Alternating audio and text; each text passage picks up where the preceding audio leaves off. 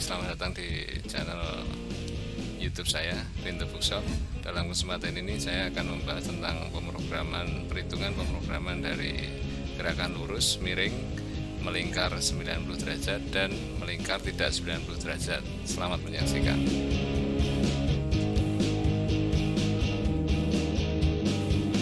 Kemudian dilanjutkan gerakan melingkar atau circular interpolation. Ada dua hal, di mana ada circular interpolation untuk 90 derajat dalam artian seperti ini, ya, dan circular interpolation tidak 90 derajat, tidak sama 90 derajat. Nah, ilustrasinya seperti ini. Di sampingnya adalah ilustrasi dari posisi paha di atas, paha di bawah, sudah dibahas di sebelumnya tadi. Karena ini akan mempengaruhi apakah itu G2 atau G3. G2 di mana gerak melingkar searah jarum jam atau clockwise. G3 adalah gerak melingkar berlawanan arah jarum jam atau counter clockwise. Nah, misalnya untuk posisi atas, misalnya untuk profil ini dikategorikan adalah G3, berlawanan arah jarum jam. Ini adalah G2, G3 kembali, ini G2. Akan tetapi akan berubah persepsi dari G2 dan G3 apabila paha berada di bawah. Untuk posisi ini adalah G2, posisi berikutnya ini adalah G3 dan seterusnya. Jadi posisi paha ini adalah menentukan pemakaian dari G2 dan G3 nya. Lanjutnya adalah circular interpolation yang 90 derajat. Format penulisan sintaks programnya adalah sebagai berikut, misalnya G2, G3 atau G3, kemudian ada X dan Z, kemudian ada faktor I dan K, baru pergerakan bisa berputar, di mana X dan Z ini adalah koordinat tujuannya, I dan K ini nanti dianalisa. Langkah menganalisa gerak melingkar adalah sebagai berikut. Keempat langkah ini harus berurutan dan harus benar. Kalaupun salah satu, ada yang salah, pasti pergerakan mesin atau program pasti akan error. Yang pertama adalah tentukan arah penyayatan atau cutting cycle, ya, entah itu G2 atau G3. Yang kedua adalah tentukan posisi SP, EP, CR, dan R, di mana SP apa? Definisinya adalah koordinat titik awal atau start point-nya. EP adalah end point, titik tujuan. CR adalah koordinat titik pusat radius.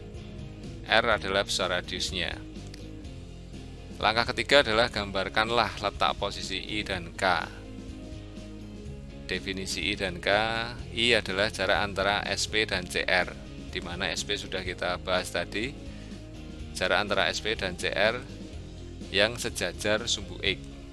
Nah, ini ilustrasinya sumbunya, di mana sumbu X adalah untuk diameter, yang memanjang adalah Z. Arti kata sejajar seperti ini adalah lambang sejajar atau paralel, ya. Kalau di sampingnya adalah tegak lurus atau perpendikular. Jadi jarak antara SP dan CR yang sejajar sumbu X kalau diilustrasikan dengan gambar adalah seperti ini. I adalah sejajar sumbu X, K adalah sejajar sumbu K. Pemahaman ini harus mengerti, karena kalau tidak nanti akan kesulitan dalam menganalisa gerakan melingkar secara manual. Kemudian K adalah jarak antara SP dan CR yang sejajar sumbu Z, sudah dibahas. Ilustrasinya seperti ini. Jadi yang pertama adalah menentukan arahnya. Misal kembali ke atas, ya, misalnya seperti ini, ingin gerakan melingkar seperti ini. Pasti sudah ditentukan start point-nya di mana, end point-nya di mana. Nah, kalau digambarkan diperbesar menjadi seperti ini. Setelah menentukan start point dan end point, maka pergerakannya sudah diketahui, ini adalah G3. Kita bisa lengkapi SP-nya di sini, EP-nya di sini, CR-nya di sini. Langkah selanjutnya, langkah ketiga adalah gambarkanlah letak I dan K-nya. Di mana kalau digambarkan posisi K adalah seperti ini. Jarak antara SP CR yang sejajar sumbu Z. Nah, ini digambarkan seperti ini. Kemudian yang I adalah jarak antara SP dan CR yang sejajar sumbu X, di mana ini adalah mendatar atau tidak terjadi perubahan jarak. Maka kalau digambarkan tidak berubah, atau sering disebut I sama dengan 0, K. Kalau K, nah, menentukan minus R-nya ini ini dengan rumusan seperti ini. Penandaan plus minusnya, apabila CR berada di sebelah SP, maka I bernilai positif. Apabila CR berada di sebelah SP, I bernilai negatif, dan juga K-nya. Jadi nanti bisa dibaca kalau saya gambarkan menjadi seperti ini. Misalnya berikut ini adalah CR-nya, posisi CR di sini, kemudian SP ada di sini. Kalau kita masukkan ke gambar ini, apabila CR berada di sebelah kiri, nah ini sebelah kiri dari SP ini, maka K akan minus. Begitu juga ilustrasi dari gambar di sampingnya sama.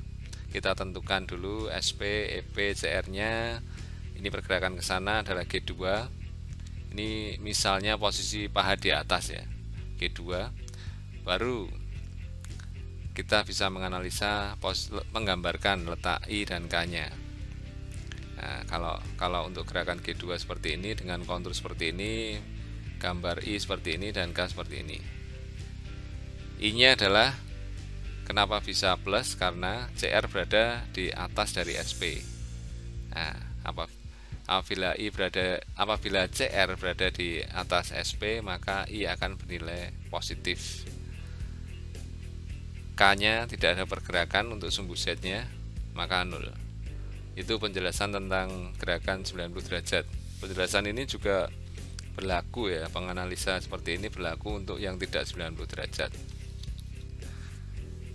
Baik, untuk gerakan melingkar di sini sudah saya siapkan soal latihannya, di mana posisi pahat ada di atas, ada gambar benda kerja seperti ini. Cukup besar materialnya, 110 ya, diameternya mm dan panjangnya adalah 70 mm. Pahat yang digunakan seperti ini, pahat luar. Pemrogramnya sudah dibahas seperti tadi, di mana penggunaan dari main program dan subprogram diselipkan di antara main program ya. Programnya seperti ini. Sama, di sini ada poin A, B, C, D, E dan seterusnya. Ini harus diisi dulu tabel-tabel posisinya ini. Sehingga maksudnya dalam penulisan programnya akan menjadi lebih simpel. Baik, pemrogramnya seperti ini. Ini pemutaran konstan, coolant on ya. Ini poin pendekatan awal sudah dibahas di depan ya. Kemudian langsung tanpa phasing, dalam artian di sini tanpa phasing, ini langsung gerakan roughing tapi memanjang. Menggunakan siklus G71, pemakanannya cukup banyak yaitu 0,5 mm, retract-nya 1 mm feeding ya. Kemudian G71 baris kedua, ini adalah awalan subprogram menggunakan nomor 120. Ini adalah awalan pembebasan di 150. Nomor ini P itu harus lebih kecil dari ini, dari key ya. P lebih kecil dari key. Tidak harus urut sih, ini hanya nomornya bebas, tidak harus 120 atau 150, jadi bebas. Ini hanya nomor program saja. Baik, untuk nomor 120 ini berisi tentang kontur bendanya, di mana kontur bendanya baik melingkarnya sudah diisi juga dengan perhitungan seperti ini ya. Tadi sudah dijelaskan ya. Ini untuk gerakan yang G2C ke D.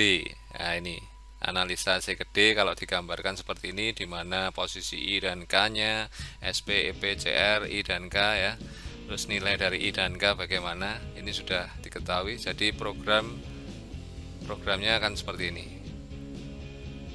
Ya, ini untuk posisi pahat di atas. Tentu saja apabila pahatnya ini akan berubah. Nah, contoh berikutnya ini apabila betul posisi di bawah, memang programnya hampir mirip, tetapi perubahannya di sini G2, di mana tadi kalau posisi di atas adalah G3, di sini menjadi G2. Karena apa di sini? Nah, pergerakan di sini adalah searah jarum jam. Nah, G2 di sini akan menjadi G3 dan di sini akan menjadi G2. Jadi yang berbeda di situnya. Tentu saja karena perubahan pahat di bawah, G2, G3 akan berubah, tentu saja nilai dari I dan K-nya juga akan berubah. Analisanya seperti ini. G2 dari titik A menuju B ya, titik A menuju B di sini, analisanya seperti ini. Kemudian G3 dari C ke D ya, seperti ini. Untuk analisa E ke F ini hampir mirip yang A menuju B. Itu penjelasan dari posisi paha di bawah. Baik, selanjutnya akan saya contohkan aplikasi dari gerakan melingkar 90 derajat tadi, circular interpolation ya, yang 90 derajat. Akan saya contohkan untuk pembuatan dengan sponsor CNC simulator. Program sudah masuk, program seperti ini, kemudian auto program cek ya, cycle start. Oke.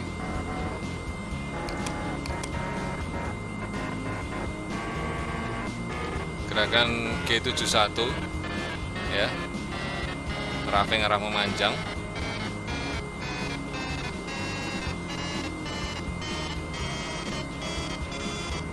Masih roughing.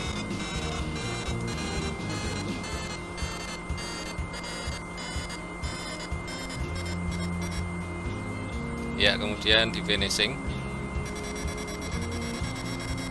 dengan G70 ya.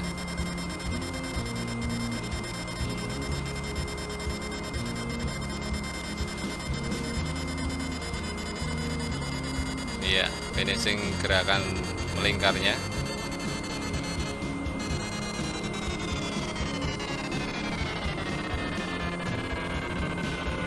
Iya.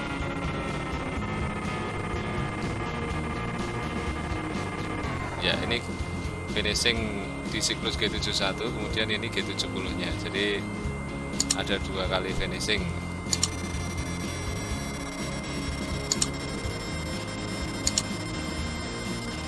Ya,